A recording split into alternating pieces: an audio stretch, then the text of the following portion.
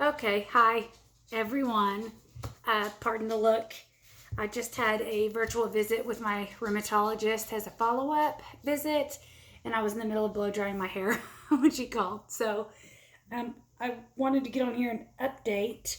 I don't know if I'll even put this out there, but while everything is still kind of fresh on my mind, I wanted to update what's going on.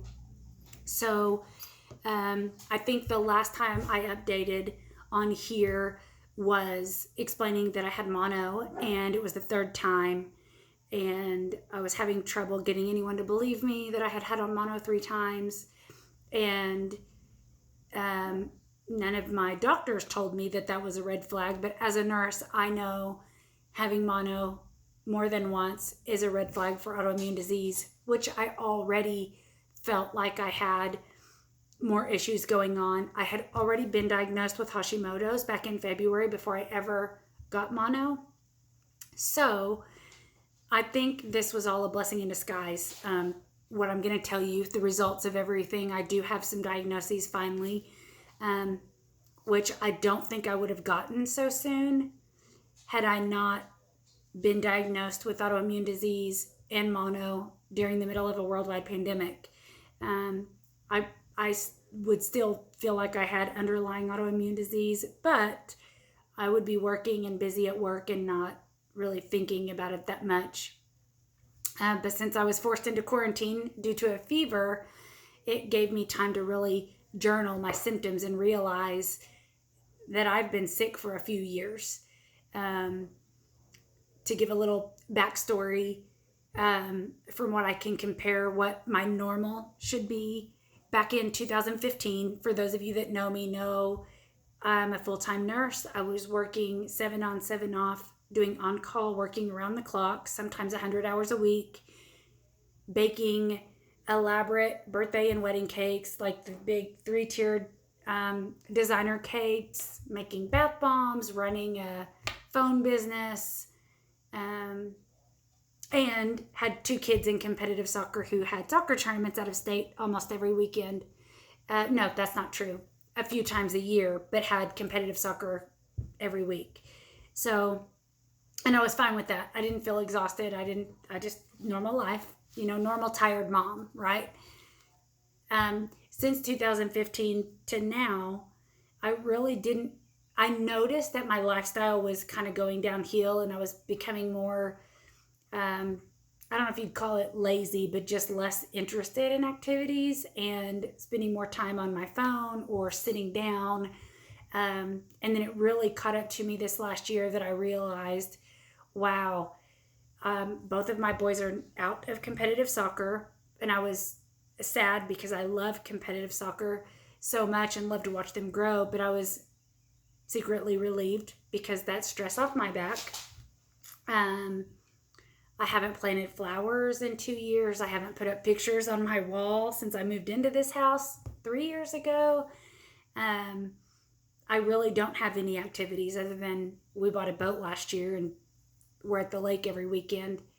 But I didn't really realize until I actually sat down and journaled and compared my life at how different my life is now compared to even just 4 or 5 years ago. Now I'm rambling. Anyway, long story short, this last time I got mono, I was explaining, I never get sick. This doesn't make sense. I don't get a cold. I don't get a flu. I don't get really anything that causes me to miss work or be sick. And my husband was like, Kim, you've been sick for several years. What do you mean you never get sick? Although it is true I don't get like a cold or flu, because my immune system is so good, it's actually trying to kill me. I have not felt well in years. I already feel like this video is just rambling and not going to make sense. So after getting diagnosed with mono again, I don't know, it's been 3 weeks ago today. Is today Thursday? 2 or 3 weeks ago today. 3 weeks ago today. Got diagnosed with mono, and really the kicker for me was that this time the doctor that does know I've had it 3 times, my primary care physician, he started me on a round of steroids, which they don't normally do. But for me, since I've had it 3 times and I was really struggling, he decided to do that. And I'm going to tell you, I felt like a 20-year-old, full of energy, full of life, full of excitement the entire time I was on those steroids, until the last day or two when I really could tell they were starting to wear off, to where I feel like I was fiending for steroids. I've never done, I think I mentioned this in my last video, I've never done cocaine or meth or heroin or any drugs that to really compare this to, but I really felt like, man, if I could get my hands on some steroids, if it was safe to take steroids that often, I would just take them permanently, to be honest. So I ended up making an appointment with a rheumatologist, and I met with her last Thursday, a week ago today. She did the most thorough intake I've ever seen anyone do. She did a bunch of x-rays, she ran a bunch of labs, and listed a bunch of symptoms, like asked me probably 100 questions. And I actually said no to a lot of the questions I should have said yes to.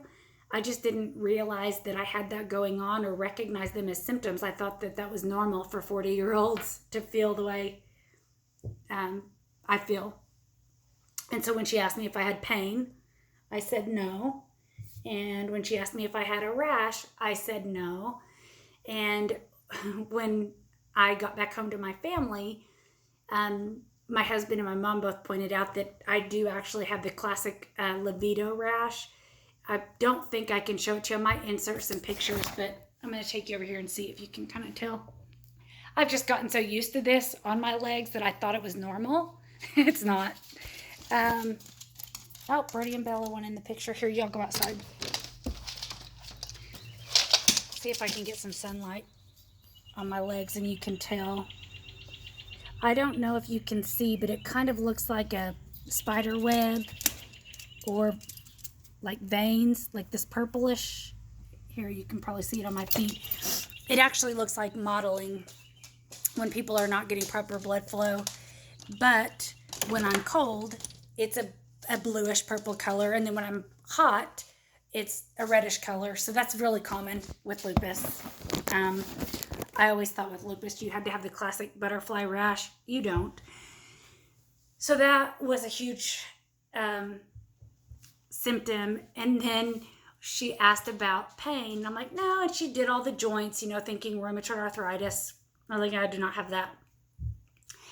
And then it dawned on me, I bought a Fitbit to kind of keep track of my sleep and exercise habits and stuff. And just messing with my Fitbit, just to see the time or look at my steps, just holding my wrist here like this for 15 seconds, my wrist and kind of arm start burning. That happens with all of my joints, especially my back. But I honestly thought it's because I haven't been working out. Because I've been so tired lately, and I just felt like, the burn you get in your muscles when you start working out. I thought that was normal. Well, it's not normal after looking at your watch for 15 seconds for your arm to start burning. I just thought I had become super weak and lame. And then I noticed when I'm using scissors or chopping fruits and vegetables, my finger will freeze in this position right here. And then I have to grab it. And I just never had noticed it. I just thought it was normal that your joints get tight. And I just kind of would grab my finger and pull on it and shake my hand out and then move on. It's not comfortable, but it's certainly not painful. That's a sign of arthritis. So I should have said yes to those questions and didn't. What were some of the other things? The fatigue, headaches, There's a whole list of symptoms that I'm not going to go into, but they're all lupus related. And then she told me today I couldn't keep track of all the labs fast enough, but the ones that I did write down were, I've got some elevated clotting factors that she wants to repeat in 12 months. She said she would explain why if that came back positive, not 12 months, I'm sorry, 12 weeks. she did explain what her thought process was there, but I can't remember. I don't know. She did an inflammatory bowel panel on me, and mine was abnormally high, which is consistent with some symptoms I've been having. She did not give me a specific diagnosis. She said Crohn's or inflammatory bowel disease. She's sending me to a GI consult for that. I've had that for years, I think. I just never, it's not really super bothersome. I was diagnosed with Hashimoto's, of course, you guys know that. And then she gave me a definitive lupus diagnosis today and spondyloarthritis. I'll admit I don't know what that is. I've heard of it, but I don't really know why she specifically gave me the spondyloarthritis other than my x-rays. My cervical spine is straight and should be curved, just the spine in your neck. And then on the back of my occipital bone, I've got a bone spur and some ligament inflammation that is very common with inflammation, autoimmune disease. So, man, I'm really rambling and all over the place.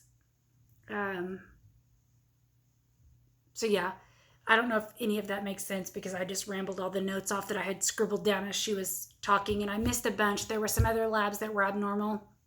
My ANA was negative and my rheumatoid factor were negative.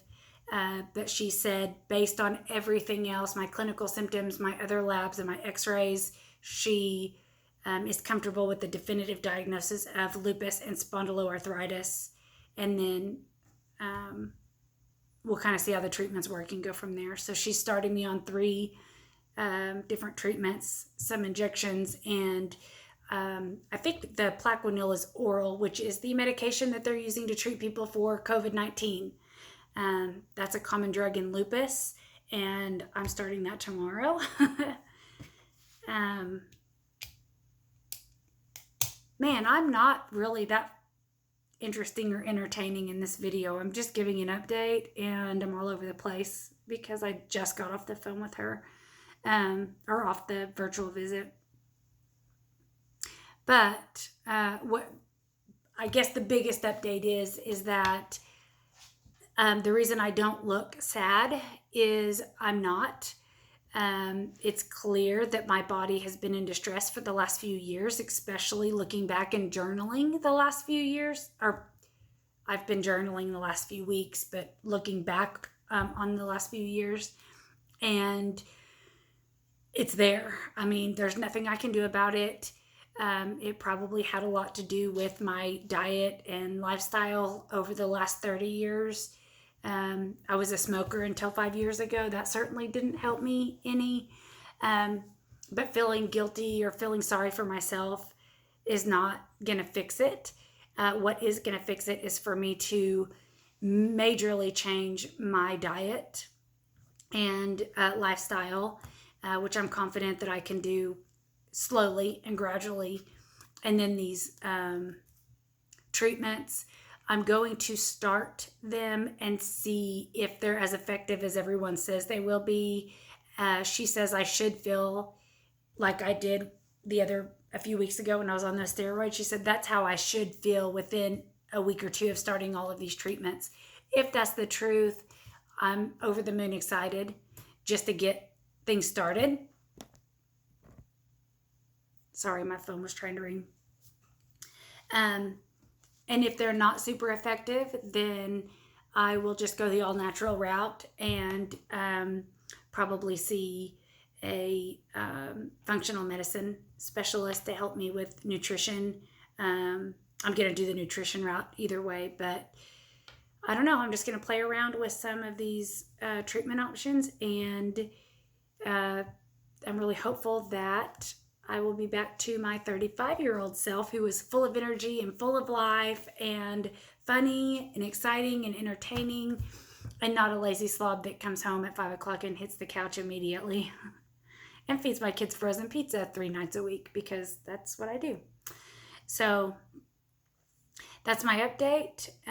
Finally got a diagnosis. I'm literally blown away of how fast. I went to the Oklahoma Arthritis Center, and I've had such strong recommendations from several friends and family members to go there, and they are right. This place, it's their mission to find out what's going on, get to the bottom of it quickly, and get you feeling better quickly, and they follow up with you very closely. I don't think I've ever been more impressed with a medical center in my entire career as a medical professional or a patient. They really have made things so easy for me. So that's it. I'm